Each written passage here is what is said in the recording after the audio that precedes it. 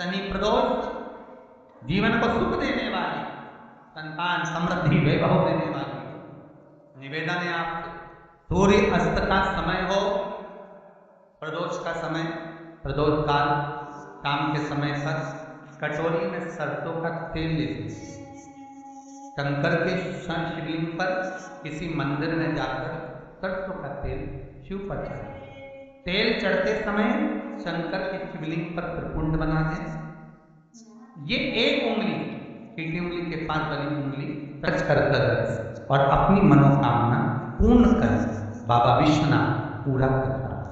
भगवान शंकर के द्वार पर स्वयं शनि महाराज मिलने के लिए, और जितने ग्रह नष्ट देने वाले हैं, कारक ग्रह हों, बेकार वृत्ति वाले हों, वो तब आज शनि सबके दोष मिटा देता है।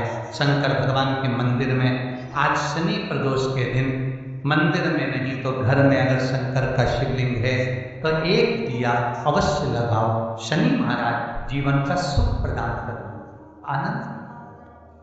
शनि प्रदोष, मान लो कोई व्यक्ति पैसे खाकर चले गया, नहीं दे रहा, तो शास्त्र कह रहा है भगवान शंकर के मंदिर में शमी का पत्ता, शमी का पत्ता, शमी पत्र, शंकर के मंदिर में काली बिल्ली के साथ में शमी पत्र,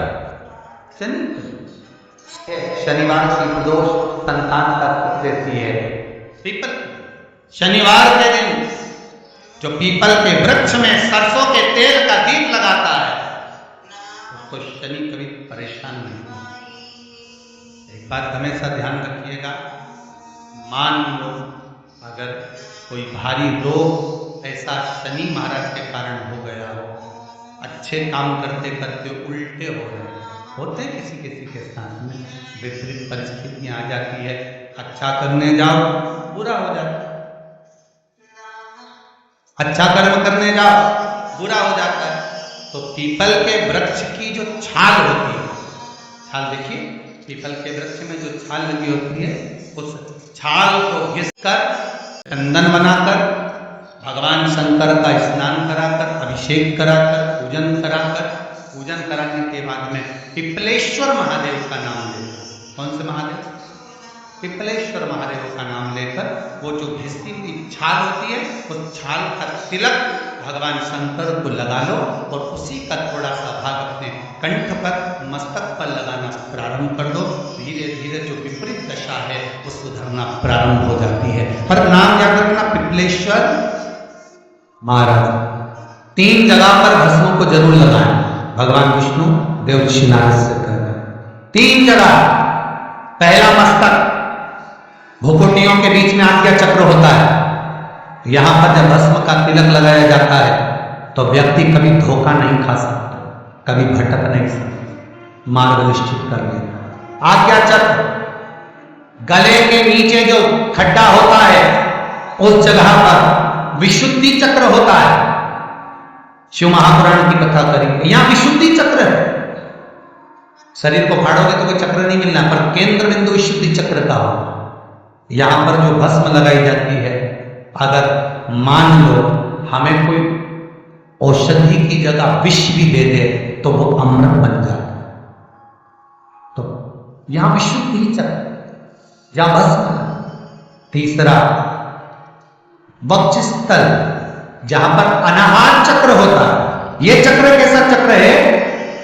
अगर कोई व्यक्ति आपसे नफरत करता है, कोई व्यक्ति आपके लिए अपशब्द करता है, कोई व्यक्ति आपसे नफरत करता है, अनाहत चक्र पर त्रिपुंड लगाकर, अनाहत चक्र पर भस्म रमाकर अगर आप उससे 2 या 3 बार मिल लीजिए, कितना भी विरोधी होगा वो आपके पक्ष में है। पर भस्म कहां क्यों होना चाहिए? किसी तीर्थ में जो आपने आहुतियां दी यज्ञ करा उसकी पास। अनाहत चक्र 3 चक्र है, आज्ञा चक्र, विशुद्धि चक्र, अनाहत चक्र, और ये 3 चक्र पर लगी हुई बस जीवन का सुख दे, जीवन का। कोई बच्चा एग्जाम में बैठ रहा है, सीए की पढ़ाई कर रहा है, कोई बहुत बड़े एग्जाम में बैठा, पास हो ही नहीं रहा, बहुत बार गया, बेलपत्र की माला, और बेलपत्र की जो माला है वो केवल प्रदोष पर चढ़ती है, श्री हनुमान की माला। आप बेलपत्र की माला चढ़ाओ, 108 बेलपत्र आप श्री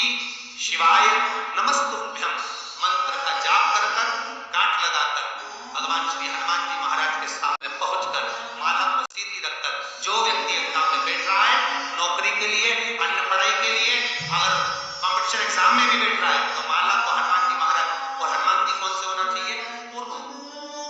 हनुमान दक्षिण मुखी नहीं चाहिए, पूर्व में जिन हनुमान जी का मुख हो वो माला ऐसे समर्पित कर कर हनुमान चालीसा का पाठ कर कर 3 बार स्मरण कर कर माला श्री हनुमान जी को पहना दीजिए। ऐसा कोई एग्जाम नहीं जिसमें से आप निकलना और करना आपको पड़ेगा प्रदोष काल में भगवान, और प्रयास जहां तक हो सके प्रदोष काल में अगर चढ़ाएंगे तो ज्यादा फलदायी है।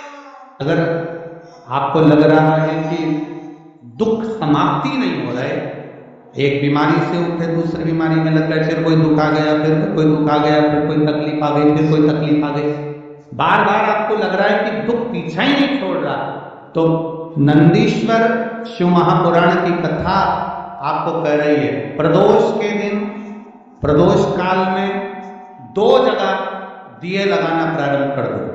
पहला बेलपत्री के वृक्ष के नीचे पहला दिया प्रदोष काल में, प्रदोष के दिन बेलपत्री के वृक्ष के नीचे, और दूसरा दिया अपने दरवाजे की चौखट के बाहर, मतलब अपन बाहर खड़े होंगे, अंदर की ओर दिया नहीं, बाहर की ओर एक दिया बेलपत्र के नीचे देवाधिदेव महादेव से प्रार्थना कर कर, हे शिव शंकर, हे गौरी शंकर, हे शिव, आज प्रदोष का दिन, प्रदोष काल में आप भ्रमण के लिए निकलोगे नंदीश्वर के साथ में, ऐसी कृपा करना, आपके लिए मैंने द्वार सजाया है भोलेनाथ, आपकी दृष्टि मेरी चौखट पर भी कर देना, मेरी जिंदगी संवर जाए। इसलिए 2 दिए स्मरण, जिस दिए को आप लगाओगे प्रदोष के दिन, प्रदोष काल में, एक दिया बेलपत्री के वृक्ष के नीचे रख,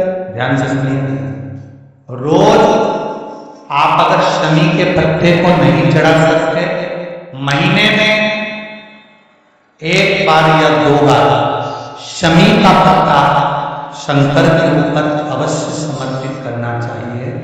क्यों? शरीर में अगर कोई बड़ी बीमारी आने वाली होती है तो बाबा उस विष को समाप्त कर देते हैं, मात्र शमी का पत्ता समर्पित कर देते हैं। भले महीने में 2 बार चढ़ाओ, हफ्ते में 1 बार चढ़ाओ, तुम्हारा मन पड़े तो हफ्ते में 2 बार चढ़ाओ। ज्यादा बीमारी है, शमी का पत्ता एक शिव जी के शिवलिंग पर, और एक पत्ता जहां से पानी बहकर नीचे गिरता है, जलाधारी में से शिव जी पर जल चढ़ाया, जैसे ये शिवलिंग, इस पर जल चढ़ाया तो ये पानी बहकर नीचे आता है, जहां गिरता है एक पत्ता शिवलिंग के ऊपर और एक पत्ता जहां से जल नीचे गिरता है वहां।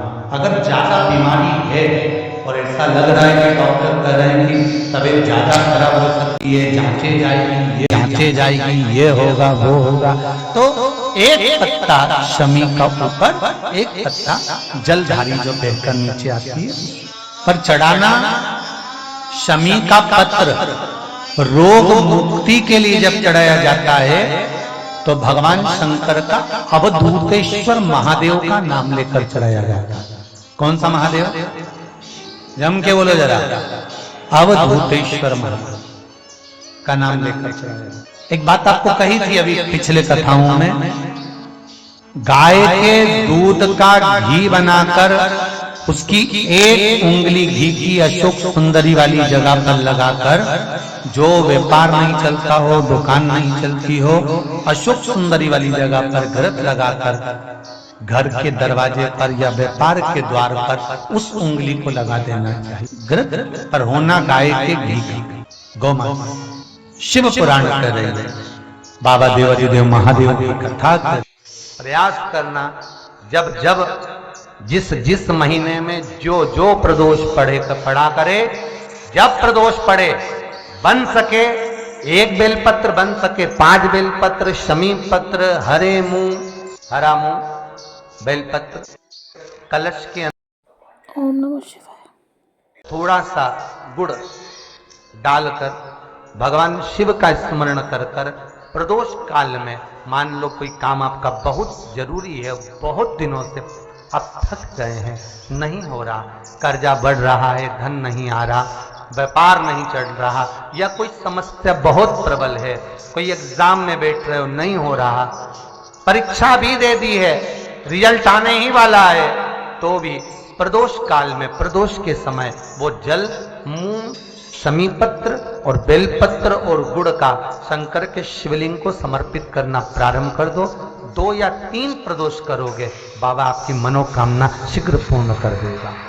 2 या 3 करो, बाबा करेगा। कभी ये शिवलिंग है, ये गोल जलाधारी है, ये सामने चरण, करें दर्शन सबने। ये 2 सामने जो चरण है, इसके बीच में सुख सुंदरी है। कभी कभी विशेष कोई अवसर आए, सोमवार की अष्टमी पड़ जाए या कोई विशेष प्रदोष का दिन पड़ जाए और आपको लग रहा हो कि मेरा महादेव को मैं जल चढ़ाते चढ़ाते इतना समय हो गया, मेरा महादेव नहीं सुन रहा, तब कभी कभी ऐसा मन में आए कि क्यों नहीं सुन रहा, तब लोटा भरकर जब जल लेकर जाओ, गणेश जी को चढ़ाया, अशोक सुंदरी को चढ़ाया, षडानंद कार्तिकेय को चढ़ाया, माँ जगत जननी जगदम्बा माँ पार्वती को चढ़ाया, वही जल ले जाकर बेलपत्री के वृक्ष पर चढ़ाया। शिव जी को अर्पण नहीं कर पाए।